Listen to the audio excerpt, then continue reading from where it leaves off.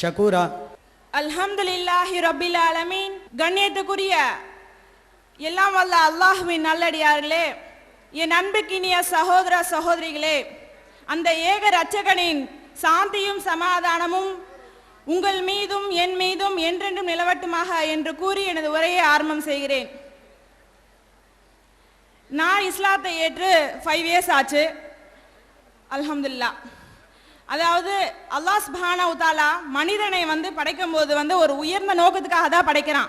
அது என்ன நோக்கம் அப்படின்னா, அல்லாஹ்வை அழகான முறையில் அறிந்து இன்னும் அழகான முறையில் விரும்பணுன்றதுக்காக தான் அந்த இறைவனுடைய நோக்கமே. இன்னும் அல்லாஹ் சுப்ஹானஹு வ தஆலா எல்லா மனிதர்களையும் ஒரு முஸ்லீமாக தான் படைக்கிறான். ஆனால் அதில் சில மனிதர்கள் அவங்களுடைய முன்னோர்களின் குலத்தின் அடிப்படையில் அறியாமனால வளர்க்கப்படுறாங்க. அதே மாதிரி தான் நானும் வளர்க்கப்பட்டிருந்தேன். எனக்கு இஸ்லாம் எப்படி அறிமுகமாச்சு, யாரால் அறிமுகமாச்சுன்னா எங்கள் அப்பா மூலியமாக தான் எனக்கு இஸ்லாம் அறிமுகமாச்சு. எங்கள் அப்பா சவுதி அரேபியாவில் இருக்காங்க. அவங்களுக்கு சில தௌஹீத் சகோதரர்கள் மூலமாக இஸ்லாம் அறிமுகமாச்சுங்க. எங்கள் அப்பா மாதிரி 10 வருஷம் ஆச்சு.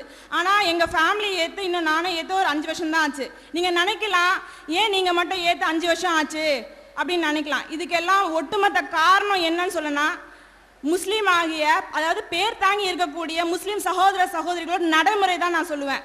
ஏன்னா ஹிந்துக்களுக்கும், அதாவது நான் முதல்ல ஹிந்து மார்க்கம் தான், அந்த ஹிந்துக்களுக்கும் இந்த இஸ்லாமிய பேர் தாங்கியே இருக்கீங்க பார்த்தீங்களா, உங்களை சொல்லலை, சில சகோதரர்கள் இல்லை, அவங்களோட இருக்கக்கூடிய வேறுபாடு எல்லாமே ஒன்றே தான் இருக்கும். கொஞ்சம் கூட ஒரு டிஃப்ரென்ஸே இருக்காது. அதாவது அங்கே சிலை வச்சு வணங்கினாலும் இங்கே தர்கா வழிபாடு தான், அங்கே தவஷம்னு சொல்லுவாங்க, இங்கே ஃபாத்தியா ஓதுவாங்க. அந்த மாதிரி எல்லா விஷயங்களும் ஒரே மாதிரி தான் இருந்துச்சு. அப்போ எங்கள் அம்மாவோட ஃப்ரெண்டு சொன்னாங்க, இஸ்லாம் ரொம்ப கஷ்டமான மார்க்கம், ஹிந்து ரொம்ப ஈஸிங்க அப்படின்னு சொல்லிட்டு ஒரு முஸ்லீம் சகோதரி தான் சொன்னாங்க. இதனாலே நாங்கள் இஸ்லாத்தை ஏற்றுக்காத ஒரு காரணம் தான். அதுக்கப்புறம் இறைவனுடைய கிருபையால் எங்கள் அப்பா ஊருக்கு வந்ததுக்கப்புறம் இதுதான் உண்மையான இஸ்லாம் சொல்லி இறைவனுடைய ஏகத்துவ கொள்கை எடுத்து வச்சாங்க. அல்ஹம்துலில்லாஹ். அப்போ நாங்கள் ஏற்றுக்கிட்டோம் எங்கள் ஃபேமிலியோட. இருந்தாலும் கூட என்னை பொறுத்த அளவில் ஒரு 6 மாதம் அப்பா சொன்னதுக்காக தான் ஏற்றுக்கிட்டேன். நான் ஸ்கூல் படிச்சுட்டு இருக்கும் போது அப்போ எங்கள் சார் என்ன கேட்டாருன்னா, நீங்கள் ஜீசஸ் தான் எல்லாருமே உங்களை படைச்சாங்க, கிறிஸ்டின் ஸ்கூல் அது, ஜீசஸ் தான் உங்களை எல்லாரும் படைச்சாங்க தானே, யாரெல்லாம் ஜீசஸ் படைச்சாங்கன்னு சொல்கிறீங்களோ அவங்கெல்லாம் கையை தூக்குங்க அப்படின்னு சொன்னாங்க. ஆனால் என்னவோ தெரியல, அல்லாஹ்வோட கிருபையாக நான் கை தூக்கவே இல்லை. சார் கேட்டார், என்னம்மா நீ ஏம்மா கை தூக்கல, உன்னையா அப்போ ஜீசஸ் தானே படைச்சார், அப்போ யார் படைச்சா நீ நினைக்கிறான்னு போது நான் சொன்னேன், அந்த ஏக இறைவன் அல்லாஹ்வாகி அந்த ஒருவன் தான் படைச்சான் அப்படின்னு நான் சொன்னேன். உடனே அந்த சார் நிறைய என்கிட்ட கொஸ்டின்ஸ் கேட்க ஆரம்பிச்சார். என்னால் பதில் சொல்ல முடியல. ஏன் பதில் சொல்ல முடியலன்னா, நான் எங்கள் அப்பாக்காக தான் ஏற்றுக்கிட்டேன்னு சொன்னேன். குரானை நான் படிக்கல ஒழுங்கான முறையில், ஏதோ அப்பா சொன்னாங்கன்றதுக்காக தான் ஏற்றுக்கிட்டேன். அதுக்கப்புறம் நான் நினச்சேன், நம்ம இவருக்கு ஒழுங்கான முறையில் எத்தி வைக்கணும், இன்னும் நம்ம திருந்தணும் ஃபஸ்ட்டு ஒழுங்கா அப்படின்னு சொல்லிட்டு இறைவனுடைய கிருபையால குரான் எடுத்து படிக்க ஆரம்பிக்கும் போது அல்லாஹு அக்பர், அந்த குரான்ல ஏக இறைவனை பற்றி, அவனோட வல்லமையை பற்றி, அவன் சிஃபத்துக்கு பற்றி ஏராளமான விஷயங்கள் குரான்ல சொல்லப்பட்டிருக்கு. இன்னும் பார்த்தீங்கன்னா பெண் உரிமை சட்டம், அதாவது இன்னைக்கு ஒரு பொன் குழந்தை பிறந்துச்சுன்னா உடனே என்ன செஞ்சிடறாங்க, அதுக்கு நாளைக்கு வரதட்சணை கொடுக்கணும், அதுக்கு நல்லா செய்ய வேண்டிய சீரெல்லாம் செய்யணும்னு சொல்லிட்டு உயிரோட புதைச்சிடுற ஒரு நிலை இன்னைக்கு கூட பார்த்துட்டு இருக்கோம். சமீபத்தில் ஒரு போன வாரம் கூட ஒரு இந்த சம்பவம் நடந்துச்சு. அப்போ இந்த வசனம் குரான்ல ஒரு வசனம் இருக்குங்க. என்னன்னா 6வது அத்தியாயத்தில் 151வது வசனத்தில் அல்லாஹ் சொல்றான், வலா தக்துலு அவுலாதக்கும் மின் இம்லாகி நஹ்னு நர்சுகுக்கும் வ இய்யாஹும், அதாவது வறுமையின் காரணமாக கூட உங்களோட குழந்தைய கொல்லாதீங்க, ஏன்னா அவங்களுக்கும் உங்களுக்கும் நாமே உணவளிக்கிறோம் அப்படின்னு சொல்றான். இந்த வசனத்தை படிச்சதுக்கு அப்புறம் எனக்கு அப்படியே புல்லரிச்சு போச்சுன்னு சொல்லலாம். அந்த அளவுக்கு இஸ்லாம் எனக்கு கவர்ந்துச்சு.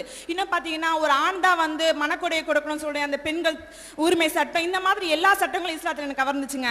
அதுக்கப்புறம் நான் நினைச்சேன், இனிமேல் நம்ம அப்பா கோசம் ஏற்றுக்கிட்டோம்னா மறுமையில் ஒரு பிரயோஜனம் கிடைக்காது அப்படின்னு ஒரு எண்ணத்தோட அல்லாஹ்வுக்காக நம்ம ஏற்றுக்கணும், அப்படின்னா தான் நம்ம நன்மை பெற முடியும், சொர்க்கத்துக்கு போக முடியும்ன்ற ஒரு நோக்கத்தோட நான் ஏற்றுக்கிட்டேன். அதுக்கப்புறம் நான் நினைச்சேன், இந்த இதை நம்மளோட மட்டும் வச்சுக்க கூடாது, மற்றவங்களுக்கு எடுத்து நம்மளால முடிந்த அளவுக்கு எடுத்து வைக்கணுன்றதுனால நான் நிறைய அல்ஹம்துலில்லாஹ் என்னால் முடிஞ்ச அளவுக்கு பயான் செஞ்சிட்டு இருக்கேங்க. இன்னும் பார்த்தீங்கன்னா இந்து மதத்தில் பார்த்தீங்கன்னா ஏராளமான சிலை வணக்கங்கள் இருக்கும். நான் ஒரு தடவை காஞ்சிபுரம் மாவட்டத்தில் ஒரு கோவில் இருக்கு. அந்த கோவிலுக்கு போயிருக்குமா, இப்போ ஹிந்துவில் போயிருக்கும் போது ஒரு பள்ளி இருக்கும்.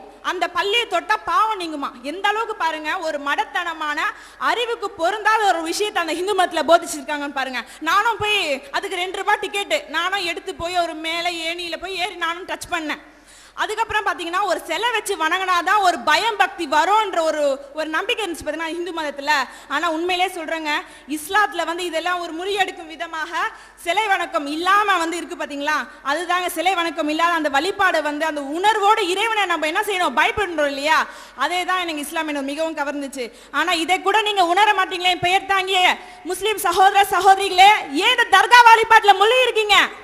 அல்லாஹ்வுடைய இறையச்சம், அல்லாஹ்வுடைய நம்பிக்கை, நீங்க தொழுதுக்கு அப்புறம் அல்லாஹ்ட்ட துஆ கேக்குறீங்களே, அதுல இருக்கக்கூடிய நம்பிக்கை உங்களுக்கு இழந்து போயிடுச்சா? அடுத்த நிமிஷமே தர்காவுக்கு போய் அந்த அவுளியாட்ட கையை எழுந்துறீங்க. ஒவ்வொரு அவுளியாவுக்கும் ஒவ்வொரு பண்பை கொடுத்துறீங்க. இந்த அவுளியாவுக்கு வந்து விசா கொடுத்து விசா வச்சா இந்த அவுளியா சரி பண்ணுவாரு, இந்த அவுளியாட்ட போனா குழந்தை இல்லாதவங்க இந்த அவுளியாட்ட குழந்தை வந்துரும். இதெல்லாம் யாரோட கலாச்சாரம் தெரியுமா? நான் முன்னாடி இந்த இந்து மதத்தோட கலாச்சாரம். லக்ஷ்மி கிட்ட கேட்டா பணம் வரும், சரஸ்வதி கிட்ட கேட்டா வந்து படிப்பு வரும் சொல்லிட்டு இந்த மாதிரி சிஃபத்துகளை, இறைவனுக்கு இருக்கக்கூடிய அந்த பண்புகளை வந்து நீங்க என்ன செஞ்சிட்டீங்க அப்படின்னா இந்த அவுளியாக்களை பிரிச்சு கொடுத்துட்டீங்க. இதையெல்லாம் நீங்க என்ன செய்யணும், இந்த நிமிஷத்துல இருந்து இந்த மாநாட்டில் வந்திருக்கக்கூடிய இந்த நிமிஷத்துல இருந்து நீங்க என்ன செய்யணும், இல்ல இறைவனுக்காக பயந்து இந்த நிமிஷம் உறுதிமொழி எடுங்க. நான் இறைவனுக்காக இனிமேல் அதாவது இணை வைக்கவே மாட்டேன் அப்படி உறுதிமொழி எடுத்து இறைவன்கிட்ட பாவமன்னிப்பு கேளுங்க. நிச்சயமாக உங்களோட பாவமன்னிப்பை வந்து இறைவன் ஏற்றுக்கொள்ளக்கூடியவனா இருக்கான். இன்னும் வந்து இந்த வாய்ப்பினை ஏற்படுத்தி தந்த எல்லாம் வல்ல அல்லாஹுக்கே புகழ் அனைத்தும். இன்னும் தமிழ்நாடு தௌஹீத் ஜமாத் நிர்வாகிகளுக்கும் என் அன்பினை தெரிவித்துக் கொண்டு சில முக்கியமான விஷயத்தை சொல்லி முடிச்சினேன். என்னன்னா, ஒரு மனுஷனுக்கு வந்து பிறப்பும் இறப்பும் ஒரு முறை தான் வரும். மறு ஜன்மம் வந்து உனக்கு கிடையவே கிடையாது. ஒரு அப்பட்டமான அறிவுக்கு கொஞ்சம் கூட பொருந்தாத ஒரு நம்பிக்கை, மூட நம்பிக்கை தான். அதனால இந்த பிறப்பும் இறப்பு ஒரு முறை தான் வரும். இந்த வாய்ப்பினை நம்ம பயன்படுத்தி கொள்ளணும். இந்த வாய்ப்பினை பயன்படுத்தி கொண்டு நம்ம மட்டும் சொர்க்கத்துக்கு போகணுன்ற ஒரு நினைப்பு இல்லாம மற்றவங்களும் இஸ்லாத்தின் பால் வரணும்ன்ற சொல்லி நபி ஸல்லல்லாஹு அலைஹி வஸல்லம் வந்து ஒரு புகாரில ஒரு ஹதீஸ் இருக்கு, குல்லுக்கும் ராயின் வ குல்லுக்கும் மஸ்ஊலுன் அன் ரய்யதி, நீங்கள் ஒவ்வொருவரும் பொறுப்பாளியே, இந்த பொறுப்பை குறித்து கண்டிப்பாக நீங்க மறுமையில் விசாரிக்கப்படுவீங்க. இந்த ஹதீஸின் அடிப்படையில் நீங்க மட்டும் இந்த தௌஹீத் பக்கம் ஏற்றிட்டு வந்திருக்கீங்க. அல்ஹம்துலில்லாஹ். எவ்வளோ சகோதர சகோதரிகள் இது பிற மக்களுக்கும் எடுத்து வைக்கணும் என்று கூறி இந்த உரையை முடித்துக் கொள்கிறேன். வாஹிரு தாவானா அல்ஹம்துலில்லாஹி ரப்பில் ஆலமீன். அஸ்ஸலாமு அலைக்கும் வரஹ்மத்துல்லாஹி வபரகாத்துஹு.